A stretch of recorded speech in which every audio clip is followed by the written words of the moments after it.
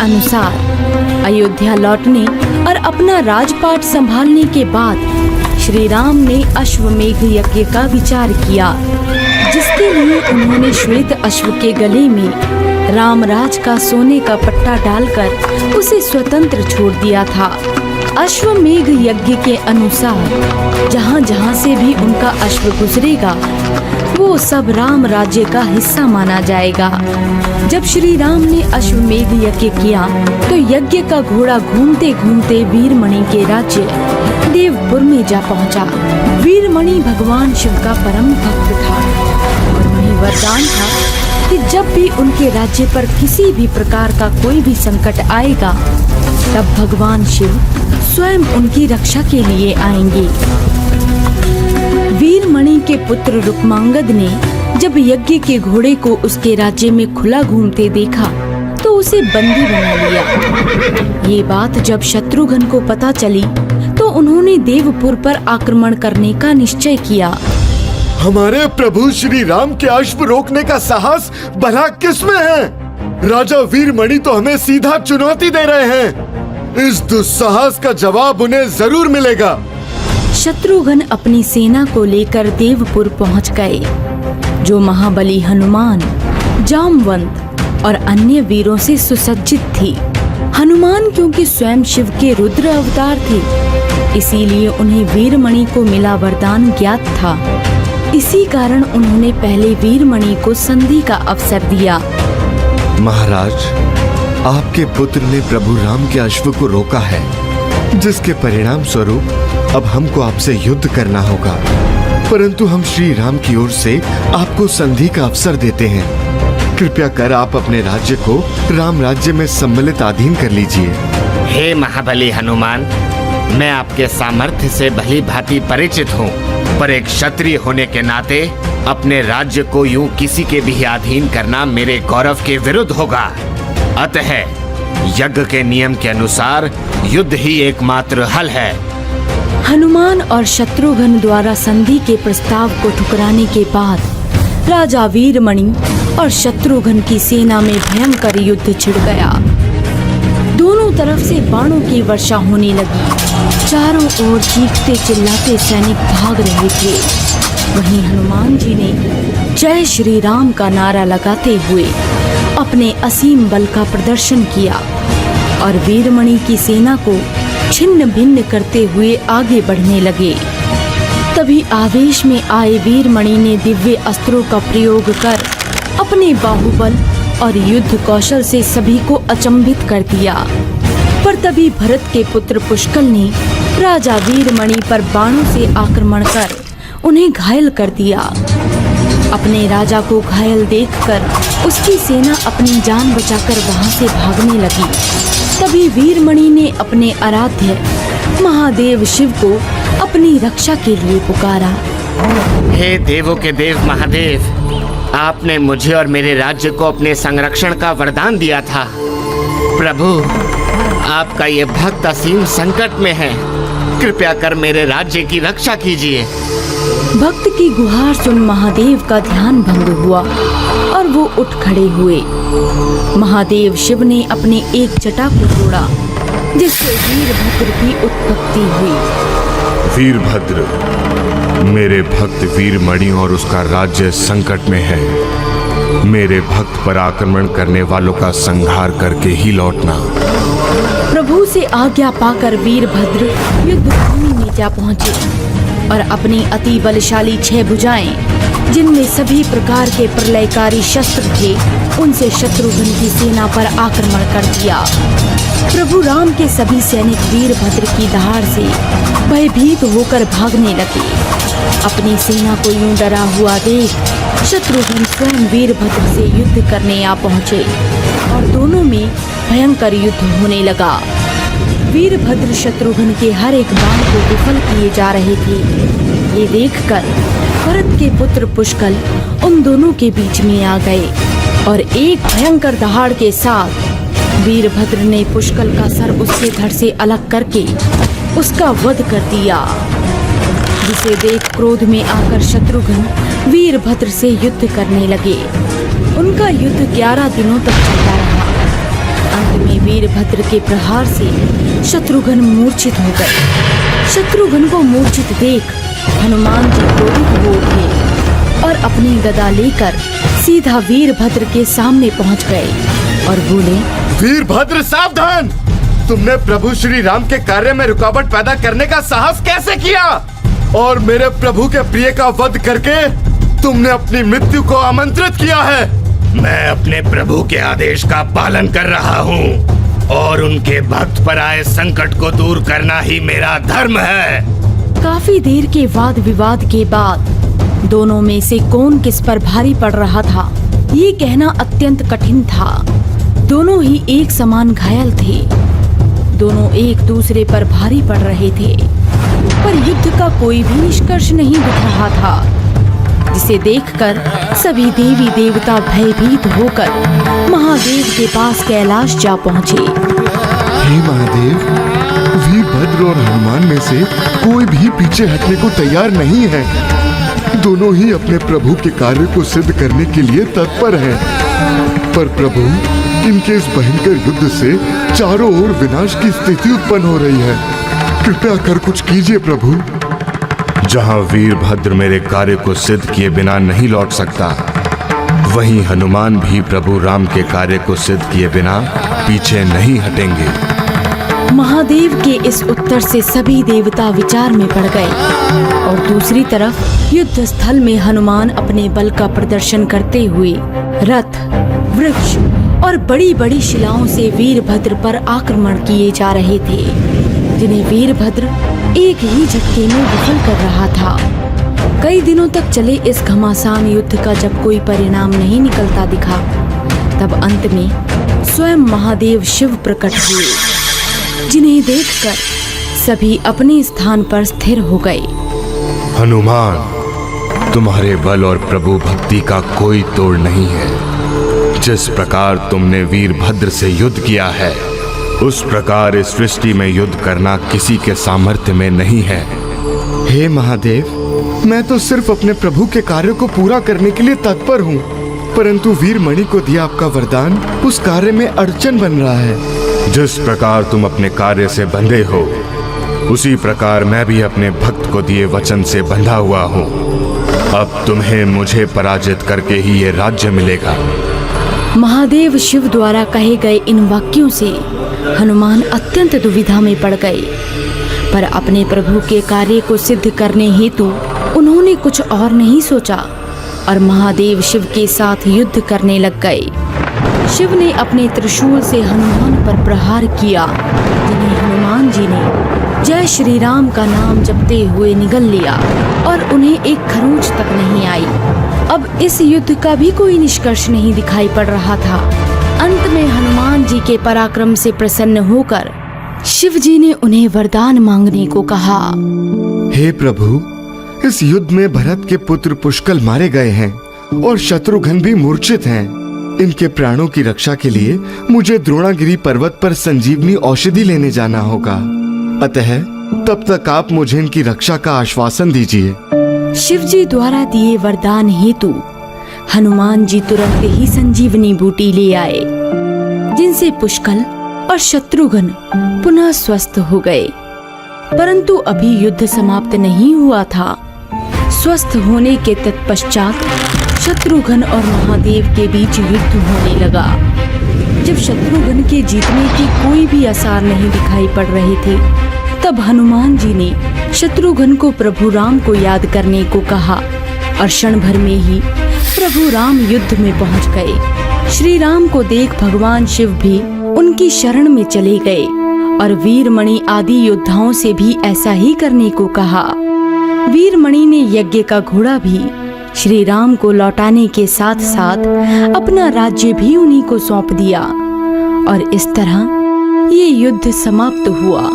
पौराणिक कथाओं के अनुसार एक बार जब ब्रह्मदेव अनेक वर्षों तक गहरी तपस्या में लीन रहे, तो ध्यान से उठते समय उन्हें जम्हाई अर्थात उबासी आ गई और उनकी उबासी से एक प्राणी की उत्पत्ति हुई, जिसका वर्ण सिंदूर के समान था। जब ब्रह्मदेव ने देखा कि उनकी उबासी से एक प्राणी की उत्पत्ति हुई है, तो वो उसे देखकर अत्यंत प्रसन्न हुए। तुम मेरी उबासी से उत्पन्न हुए हो, इस कारण तुम मेरे मानस पुत्र हुए, और तुम्हारे इस सिंदूरी वर्ण के कारण तुम्हें सभी ब्रह्मा पुत्र सिंदूरी के नाम से जानेंगे। धन्यवाद पिताश्री। सिंदूरी, तुम मेरे पुत्र हो, इसलिए मैं प्रसन्नता पूर्वक अपनी स्वेच्छा से तुम्हें कुछ वरदान प्रदान करना चाहता हूँ। हे पिताश्री, आपके द्वारा वरदान स्वरूप आपका आशीर्वाद प्राप्त कर मुझे अति प्रसन्नता होगी, किंतु तुम अपनी शक्तियों का प्रयोग सदा इस सृष्टि के कल्याण के लिए ही करना। कभी भी अपनी शक्तियां किसी व्यर्थ एवं अनुचित कार्य के लिए प्रयोग मत करना। जो आज्ञा पिताश्री, आप तनिक भी चिंतित ना हो। आप मुझे जो भी शक्ति प्रदान करेंगे, मैं उनका प्रयोग कर इस सृष्टि का हित करने के लिए ही करूंगा। सिंदूरी, तुम्हारा पिता होने के नाते मैं तुम्हें एक महापराक्रमी, महाबलशाली योद्धा होने का वरदान देता हूँ। मेरे वरदान स्वरूप तुम जिसे भी अपनी भुजाओं में जकड़ लोगे, उसी क्षण उस प्राणी की देह के सहस्त्र टुकड़े हो जाएंगे। किंतु मुझे इसका प्रमाण किस प्रकार मिलेगा कि आपने मुझे जो शक्तियां प्रदान की हैं, वे कार्य करती भी हैं या नहीं? ये तुम क्या कह रहे हो पुत्र? तुम्हें मेरे द्वारा दिए गए वरदान पर संदेह है? संदेह नहीं है पिताश्री, किंतु मैं अपने मन की जिज्ञासा को शांत करने के लिए आपकी शक्तियों का प्रयोग करना चाहता हूँ। किंतु प्रयोग करूँ तो किस पर? एक मार्ग है। यदि मैं इन शक्तियों का प्रयोग सर्वप्रथम आप पर करूँ तो ये उचित होगा। ये तुम किस प्रकार के असुरी वचन कह रहे हो सिंदूरी? प्रतीत होता है कि तुम अब सिंदूरी नहीं, अपितु असुर प्रवृत्ति के हो गए हो। ये तो आपने उचित कहा पिताश्री। मैं अब सिंदूरी नहीं बल्कि सिंदूरासुर हूँ। तनिक मेरे समीप आइए, मुझे अपनी शक्तियों का परीक्षण करने दीजिए। ब्रह्मदेव से वरदान प्राप्त कर सिंदूरी अपनी शक्तियों के अहंकार से सिंदूरासुर में परिवर्तित हो जाता है और ब्रह्मदेव द्वारा प्राप्त शक्तियों का प्रयोग उन पर करने के लिए ही सिंदूरासुर उनकी ओर बढ़ता है। उसे अपने समीप आता देखकर ब्रह्मदेव अत्यंत भयभीत हो जाते हैं। क्या हुआ पिताश्री? मुझे अपने समीप आता देख आप तो भयभीत हो गए। आप तो इस सृष्टि के रचयिता हैं।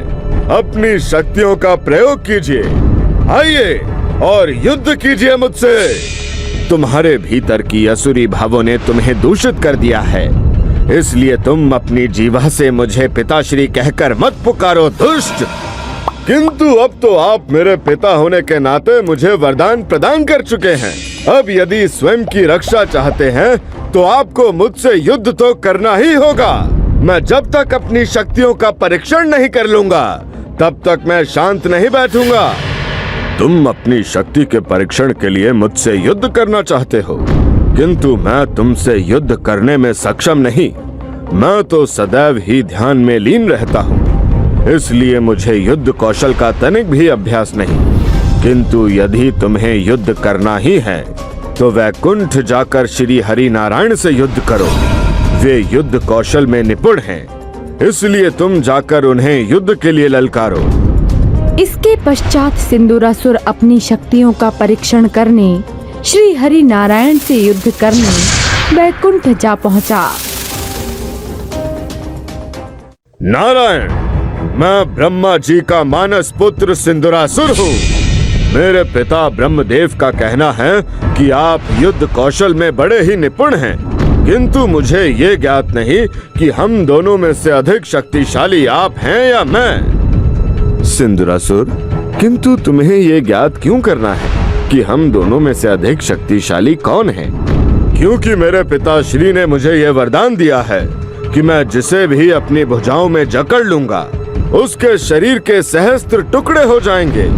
इसलिए मैं आपसे युद्ध करके इसका प्रमाण प्राप्त करना चाहता हूँ कि पिताश्री द्वारा दिया वरदान सत्य ही फलदायी है या नहीं। सिंदूरासुर, मैं तुम्हारी इस जिज्ञासा को शांत करने के लिए अवश्य तुमसे युद्ध करता, किंतु अनेक असुरों का वध कर करके मैं तनिक क्लांत हो गया हूँ और कुछ समय विश्राम करना चाहता हूँ।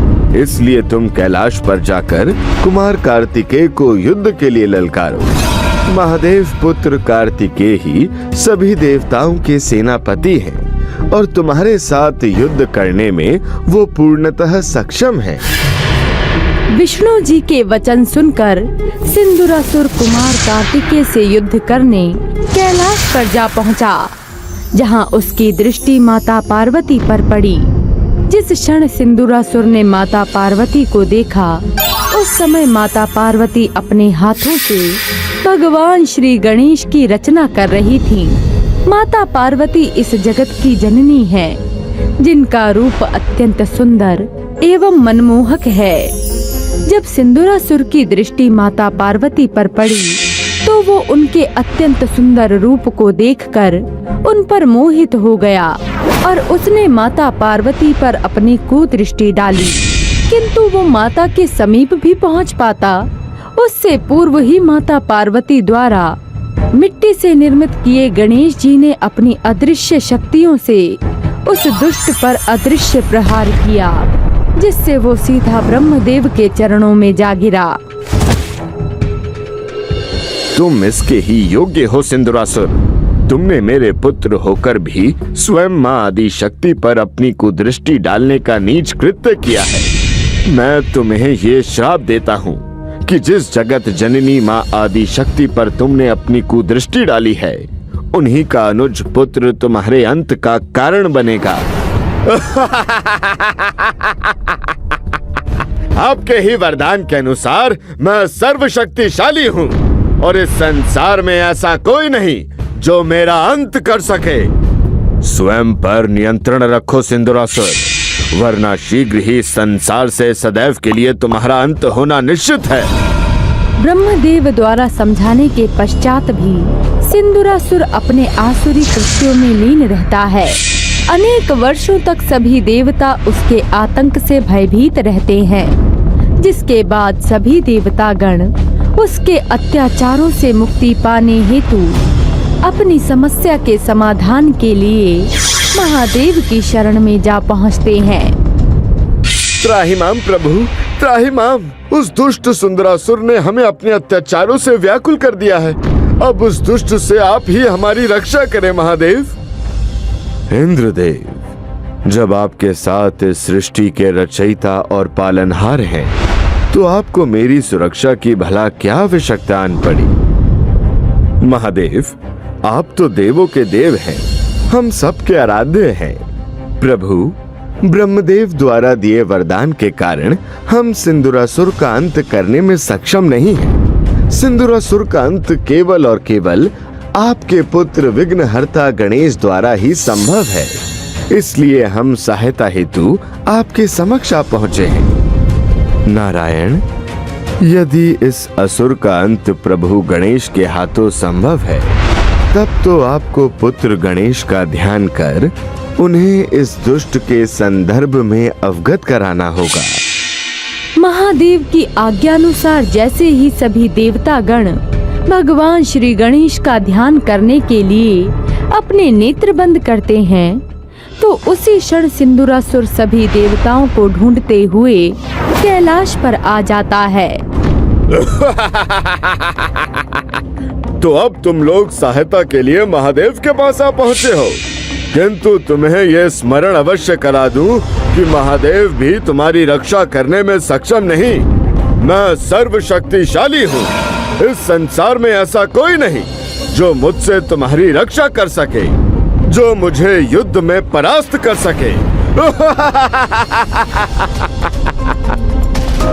सभी देवताओं सहित महादेव का उपहास करते हुए दुष्ट सिंदूरासुर अपना विशाल रूप धारण कर सभी देवताओं को अपनी भुजाओं में भर लेता है और उनका अंत करने का प्रयास करता है। प्रतीत होता है कि तुम देवताओं को मेरी शक्तियों पर कोई शंका है, किंतु कोई बात नहीं, मैं इसी क्षण तुम्हारे मन की शंका को दूर कर देता हूँ। मेरी विशाल भुजाओं में अधिक देर तक जीवित नहीं रह पाओगे। बस कुछ ही क्षणों में तुम सब मृत्यु को प्राप्त हो जाओगे। सिंदूरासुर से स्वयं की रक्षा के लिए सभी देवतागण भगवान श्री गणेश का ध्यान करने लगते हैं। सभी देवताओं की पुकार सुनकर भगवान श्री गणेश उनके समक्ष प्रकट होते हैं। दुष्ट सिंदूरासुर, तुम्हारा इतना दुस्साहस कि तुम महादेव के समक्ष देवताओं को क्षति पहुंचाने का प्रयास करो। दुष्ट, ब्रह्मदेव ने तुझे सुधरने का एक अवसर प्रदान किया था, किंतु तूने उसके पश्चात भी सभी देवता गणों को हानि पहुंचाई। उसके पश्चात तूने मेरी माता, इस समस्त संसार की माता माँ आदि शक्ति पर भी अपनी कुदृष्टि डाली। तू दंड का नहीं, मृत्यु का भागी है, इसीलिए आज मेरे हाथों तेरा अंत होना निश्चित है। विचित्र गजमुख प्राणी, जब त्रिदेव भी मेरा अंत नहीं कर पाए तो भला तू मेरा अंत करेगा? स्वयं की भलाई चाहता है तो चला जा यहाँ से, अन्यथा इन सभी के साथ आज तेरा भी अंत हो जाएगा। स्वयं पर इतना अहंकार उचित नहीं सिंदूरासुर।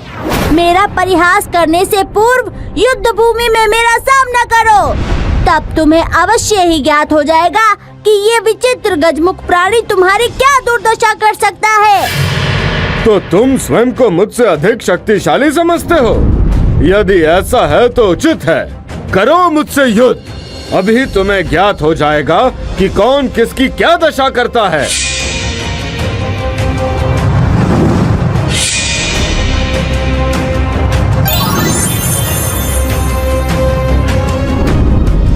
इसके पश्चात भगवान गणेश और सिंदूरासुर के बीच घमासान युद्ध छिड़ जाता है। दोनों एक दूसरे पर अपने अनेक अस्त्रों शस्त्रों से प्रहार करते हैं, किंतु बहुत देर तक युद्ध करने के पश्चात भी युद्ध का कोई परिणाम नहीं निकलता। तब भगवान गणेश अपनी सूंड को ही अपना शस्त्र बनाकर सिंदूरासुर पर प्रहार करते हैं, जिससे सिंदूरासुर घायल होकर बेसुध हो जाता है। तब भगवान गणेश अपने दिव्यास्त्र से उस पर प्रहार करते हैं, जिससे उसी क्षण उसकी मृत्यु हो जाती है। और इस प्रकार भगवान गणेश के हाथों सिंदूरासुर नामक भयानक असुर का अंत होता है। शिव महापुराण के अनुसार पौराणिक काल में असुरों का राजा दंभ हुआ करता था। वो भगवान विष्णु का अनयन भक्त था। कई वर्षों के उपरांत तक दैत्यराज दंभ को कोई संतान प्राप्त नहीं हुई। दैत्यराज दंभ ने पुत्र की कामना हेतु शुक्राचार्य को अपना गुरु मानकर उनसे श्री कृष्ण मंत्र की सिद्धि प्राप्त की। ये मंत्र प्राप्त करके वो पुष्कर सरोवर में घोर तपस्या करने लगा। भगवान विष्णु दैत्यराज दंभ की तपस्या से अति प्रसन्न होकर पुत्र रत्न का आशीर्वाद दे देते हैं। कुछ कालखंड के उपरांत दैत्यराज दंभ के घर एक पुत्र का जन्म हुआ, जिसका नाम चंद्रचूड़ रखा गया। अपने गुरु शुक्राचार्य के कथानुसार शंखचूर्ण युवावस्था में ही ब्रह्मदेव की घोर तपस्या पुष्कर सरोवर में जाकर करने लगा। कई वर्षों की घोर तपस्या के उपरांत हे वत्स, तुम्हारी घोर साधना के कारण मुझे विवश होकर तुम्हारे पास आना पड़ा। मैं तुम्हारी तपस्या से अति प्रसन्न हूँ। तुम अपना इच्छित वर मांगो। हे परमपिता, दैत्यराज धुंभ के पुत्र शंखचूर्ण का प्रणाम स्वीकार करें। आप मुझे अमृतत्व का वरदान प्रदान करें, जिससे समस्त तीनों लोकों में कोई भी देवता मेरा वध ना कर सके। मैं सर्वथा अजय रहूं। हे परम भक्त, मृत्यु लोक में जीवन मरण मेरे ही द्वारा बनाया गया विधान है, जिसे स्वयं मैं भी नहीं तोड़ सकता हूँ। अतः मैं तुम्हें अमृतत्व का वर नहीं दे सकता हूँ, अपितु तीनों लोकों में कोई भी तुम्हारा अहित नहीं कर पाएगा। ये श्री हरि कवच तुम्हें सदैव अजय रखेगा। मृत्यु तुम्हें कदापि स्पर्श भी नहीं कर पाएगी जब तक यह श्री हरि कवच तुम्हारे पास रहेगा। शंखचूर्ण श्री हरि कवच को अपने हाथ में धारण कर लेता है और बड़े ही आदर के साथ ब्रह्मदेव को प्रणाम करता है।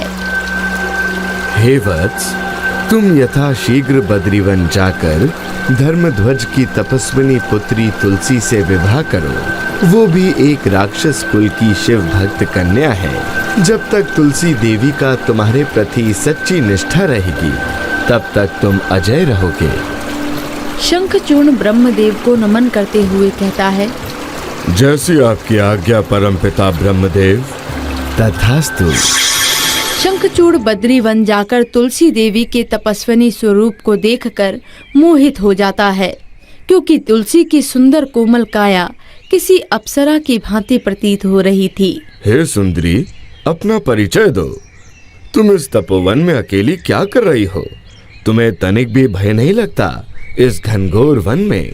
हे श्रेष्ठ जन, मैं धर्मध्वज की तपस्विनी पुत्री तुलसी हूँ। इस तपोवन में मैं तप कर रही हूँ। ईश्वर की आराधना में किस बात का भय? हे श्रेष्ठ जन, कृपया अपना परिचय दें। हे तपस्विनी, मैं दैत्यराज दंभ का पुत्र शंखचूर्ण हूँ। आपके पास एक खास प्रयोजन से यहाँ आया हुआ हूँ। हे दैत्यराज, आपका यहाँ आने का क्या प्रयोजन है? आपका यहाँ आने का प्रयोजन प्रथम दृष्टया मुझे अनुचित सा प्रतीत हो रहा है। एक तपस्विनी के तेज को साक्षात त्रिदेव भी सहन नहीं कर सकते, तो आप क्या हैं? हे देवी, आप हमसे भली भांति परिचित नहीं हैं। मेरे ही कारण संपूर्ण त्रिलोक में हाहाकार मचा हुआ है। मैं पूर्व जन्म में श्री कृष्ण का अन्यन मित्र सुदामा हूँ। राधा देवी के एक श्राप के कारण मैंने शंखचूर्ण के रूप में जन्म लिया है। अतएव श्री कृष्ण के आशीर्वाद से मुझे अपने पूर्व जन्म का भली भांति स्मरण है, जो स्वयं मेरे इष्ट देव हैं। और हाँ, ब्रह्मदेव के आदेश अनुसार मैं आपसे विवाह करने की इच्छा रखता हूँ। आपकी सत्यवाणी और आदर्श व्यवहार से मैं अत्यंत प्रभावित हूँ। क्या सच में ब्रह्मदेव को ये इच्छा है कि हम दोनों का संयोग हो? हे पुत्री, तुम दोनों का ये अभिष्ट संयोग मेरे ही द्वारा रचा गया है। अतएव तुम दोनों बिना देरी के गंधर्व विवाह विधि से पाणी ग्रहण करो।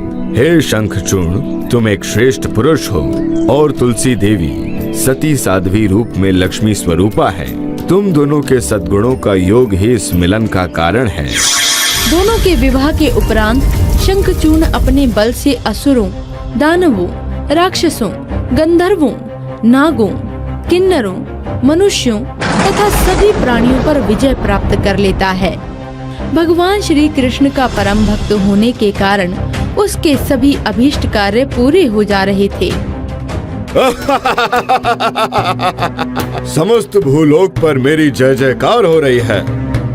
अब वो समय दूर नहीं जब देवलोक पर एक शस्त्र दैत्यों का राज होगा। समस्त मानव, दानव व देव सिर्फ मेरी ही पूजा करेंगे। किसी की जीवा से ब्रह्मा, विष्णु और महेश का नाम नहीं निकलेगा। हे दैत्यराज, समस्त भूमंडल पर आपकी जय जयकार हो रही है। अब क्यों ना आप देवलोक पर आक्रमण कर स्वर्ग के सिंहासन पर विराजमान हो। आपके लिए स्वर्ग ही उपयुक्त स्थान है। अवश्य ही देवलोक पर आक्रमण की तैयारी करो। अभी तो ये आरंभ है। आगे आगे देखते जाओ हम क्या क्या करते हैं। सेनापति के साथ समस्त राक्षस गण कहते हैं, दैत्यराज शंखचूड़ की जय हो। दैत्यराज शंखचूड़ की जय हो। ये देखकर अति उत्साह के साथ अपनी सेना के साथ देवलोक पर आक्रमण कर देता है। हे इंद्रदेव, तुम मेरी शरण में आ जाओ। मैं तुम्हें अभय दान दे दूंगा। अपितु तुम स्वप्न में भी अपने स्वर्ग की रक्षा नहीं कर पाओगे। हे दैत्यराज, ये तुम नहीं बोल रहे हो, अपितु तुम्हारा अहंकार बोल रहा है। तुम्हारी मृत्यु मेरे ही हाथों सुनिश्चित है। हे मूर्ख इंद्र, तुम मेरी शक्तियों से भली भांति परिचित नहीं हो। इस दुस्साहस के लिए तुम्हें अवश्य दंड मिलेगा। शंखचूर्ण कटार को इंद्रदेव की तरफ फेंकता है और इंद्रदेव भी अपने वज्र से कटार को निष्फल कर देते हैं। ऐसे ही भयंकर युद्ध चलने लगता है। तभी शंखचूर्ण दिव्यास्त्र का प्रयोग करके इंद्रदेव को घायल कर देता है। इधर समस्त देवता गण इंद्रदेव को घायल देखकर स्वर्गलोक छोड़कर ब्रह्मा जी के पास सहायता हेतु जाते हैं। ब्रह्मा जी कहते हैं, भगवान विष्णु का वह अनन्य भक्त है। इस कार्य में भगवान विष्णु ही हमारी सहायता कर सकते हैं। तभी ब्रह्मदेव समस्त देवता गण के साथ बैकुंठ धाम जाते हैं और सब लोग विष्णु भगवान को प्रणाम करते हैं। त्राहिमाम, त्राहिमाम, त्राहिमाम, आप हमारी शंखचूर्ण के दर्शन करें। हमारा जीवन अनाथों की तरह हो गया है। हम सब आपके शरण में आए हैं। हे ब्रह्मदेव, शंखचूर्ण मेरा ही प्रिय भक्त है, जो पूर्व जन्म में मेरा पार्षद और परम सखा सुदामा था। पर राधा के कोप भाजन के कारण उसे राक्षस योनि में जन्म लेना पड़ा और गौलोक से उसे पृथ्वी लोक पर अपने कर्मों का फल भोगने के लिए आना पड़ा। उसकी मृत्यु भगवान शिव के त्रिशूल से ही संभव है। उसके उपरांत वो मोक्ष प्राप्त कर पुनः वैकुंठ धाम मेरे पास आ जाएगा। अतएव आप महादेव के पास कैलाश पर्वत जाएं, जो आपके सभिष्ट कार्य में सहाय होंगे। ब्रह्मदेव के साथ समस्त देवगण कैलाश पर्वत पर पहुंचकर शंखचूर्ण के अत्याचारों से मुक्ति के लिए प्रार्थना करने लगते हैं। भगवान शिव भी देवगण की सहायता के लिए चित्ररथ नामक गण को अपना दूत बनाकर शंखचूर्ण की सभा में भेजते हैं। हे दैत्यराज शंखचूर्ण, मैं महादेव का भक्त चित्ररथ हूँ। आपकी सभा में महादेव के दूत के रूप में उपस्थित हुआ हूँ। हे दूत, बोलो, कैलाश वासी का क्या संदेश लेकर आए हो? क्या वो भी मेरी शरण में आना चाहते हैं? हे दानवराज, आपसे विनम्र निवेदन है कि आप देवताओं को उनका स्वर्ग लोक पुनः वापस कर दें और शिव की शरण में आप आ जाओ, जहां आपकी और समस्त दानव कुल की भलाई है। अगर तुम्हारे शिव को इतना भय है तो बोलो, वो मेरी शरण में आ जाए। मैं उसके प्राणों की रक्षा करूंगा। अपितु मैं स्वयं कैलाश पर आक्रमण कर स्वर्ग की ही भांति शिव की नगरी पर अपना आधिपत्य स्थापित कर लूंगा। चित्ररथ महादेव के समक्ष प्रस्तुत होकर शब्दशः वर्णन करता है। महादेव अपनी अवज्ञा सुनकर अपने समस्त गण के साथ युद्ध स्थल में पहुंच जाते हैं। हे अभिमानी दैत्य, तुम्हारे पापों का घड़ा भर चुका है। अब तुम्हारा अंतिम समय निश्चित है। मेरा अंतिम समय कदापि भी संभव नहीं है। मैंने तुम्हें अपनी शरण में आने का निमंत्रण दिया था, परंतु तुमने इस अवसर को खो दिया। हे धूर्त दैत्य, मृत्यु को सामने देखकर तुम्हें तनिक भी भय प्रतीत नहीं हो रहा है। अभी भी तुम्हारे पास समय है। इस हिंसा के मार्ग को त्याग कर मेरी शरण में आ जाओ। मैं तुम्हें अभयदान दे दूंगा। कैलाशवासी, अभी तो स्वर्ग लोक पर विजय स्थापित किया है। तुम्हारे कैलाश विजय के उपरांत वैकुंठ धाम, फिर ब्रह्मलोक पर विजय स्थापित कर समस्त त्रिलोक पर असुर साम्राज्य का राज्य होगा और तुम देवताओं के स्थान पर मेरी पूजा की जाएगी। हे अभिमानी, तुम्हारा यह स्वप्न कदापि भी पूर्ण नहीं होगा। अब तो मेरे क्रोध से साक्षात नारायण भी तुम्हारी रक्षा नहीं कर सकते। शंखचूर्ण क्रोधित होकर महादेव पर अपनी कटार से हमला करता है। तभी महादेव अपनी हथेली से एक किरण निकालकर उसके अस्त्र को निष्फल कर देते हैं। इस प्रकार देवताओं और दैत्यों के मध्य महाप्रलयंकारी युद्ध होने लगा, परंतु ब्रह्मा जी के वरदान के कारण समस्त देवगण की शंखचूर्ण पर विजय होती प्रतीत नहीं हो रही थी। भगवान शिव जैसे ही शंखचूर्ण का वध करने के लिए अपना त्रिशूल उठाया, तभी अकस्मात भद्रकाली प्रकट होकर कहती हैं, हे देवाधिपति महादेव, आपके हाथ से ही इस दैत्य का वध ब्रह्मा जी द्वारा रचा गया है। अभी तो जब तक शंखचूर्ण के हाथ में भगवान विष्णु का सुरक्षा कवच रहेगा और साथ में इसकी अर्धांगिनी तुलसी के सतीत्व को खंडित नहीं किया जाता है, तब तक शंखचूर्ण अजय है। इस पर आपके किसी भी दिव्यास्त्र का प्रभाव नहीं होगा। इतना कहते ही देवी भद्रकाली रणस्थल से अदृश्य हो जाती है। भद्रकाली की भविष्यवाणी सुनकर भगवान विष्णु वृद्ध ब्राह्मण का रूप धारण कर शंखचूर्ण के पास जाकर कहते हैं, हे महाबली, यह वृद्ध ब्राह्मण आपके विजय की चेष्टा रखता है और आपके इस श्री हरि कवच को दान स्वरूप मांगता है। हे ब्राह्मण देव, आप मेरा ये श्री हरि कवच लीजिए। श्री हरि की कृपा मुझ पर पूर्व जन्म से है, इसलिए मैं अजय हूँ। भगवान विष्णु ने ब्रह्मा जी द्वारा दिए हुए श्री हरि कवच को धारण कर शंखचूर्ण के रूप में तुलसी के द्वार पर पहुंचकर अपने महादेव पर विजय होने की सूचना दी। ये सुनकर देवी तुलसी अति प्रसन्न होकर पति रूप में आए भगवान विष्णु का स्वागत करती हैं। ऐसा करते ही तुलसी का सतीत्व खंडित हो जाता है। तुलसी देवी की पतिव्रता में ही शंखचूर्ण की संपूर्ण शक्ति निहित थी। वरदान की शक्ति के खत्म होने के उपरांत भगवान शिव ने शंखचूर्ण का वध अपने त्रिशूल से कर दिया और देवताओं को उसके अत्याचार से मुक्त कराया। तत्पश्चात शंखचूर्ण का सर तुलसी के आंगन में आ गिरता है। तुलसी देवी सहसा ये देखकर हतप्रभ होकर विलाप करते हुए कहती हैं, हाँ, किस पर पुरुष ने मेरे सतीत्व संकल्प को खंडित करने का दुस्साहस किया? सामने साक्षात विष्णु जी को देखकर श्राप देते हुए उन्होंने कहा, जिस प्रकार तुमने छल से मेरे सतीत्व व्रत को दूषित किया है, उसी प्रकार तुम्हारी पत्नी का भी मृत्यु लोक में छल पूर्वक हरण होगा। तब अपनी पत्नी के वियोग में वन वन घूमेंगे और हाँ, आप सदैव पाषाण होकर धरती पर रहेंगे। तब भगवान विष्णु ने कहा, हे देवी, तुम मेरे लिए मृत्यु लोक में रहकर बहुत दिनों तक तपस्या कर चुकी हो। तुम्हारी यह काया नदी रूप में परिवर्तित होकर गंडकी नीरा के नाम से ख्याति प्राप्त करेगी। तुम पुष्पों में श्रेष्ठ तुलसी के वृक्ष के रूप में इस पृथ्वी लोक में सर्वदा पूजनीय रहोगी। हे देवी, आपके श्राप को सत्य करने के लिए मैं पाषाण यानी शालिग्राम बनकर इस पृथ्वी लोक पर रहूंगा। गंडकी नदी के तट पर मेरा वास होगा और जहाँ भी शालिग्राम यानी मेरी पूजा होगी, आपके तुलसी पत्र के बिना मेरी पूजा निष्फल मानी जाएगी।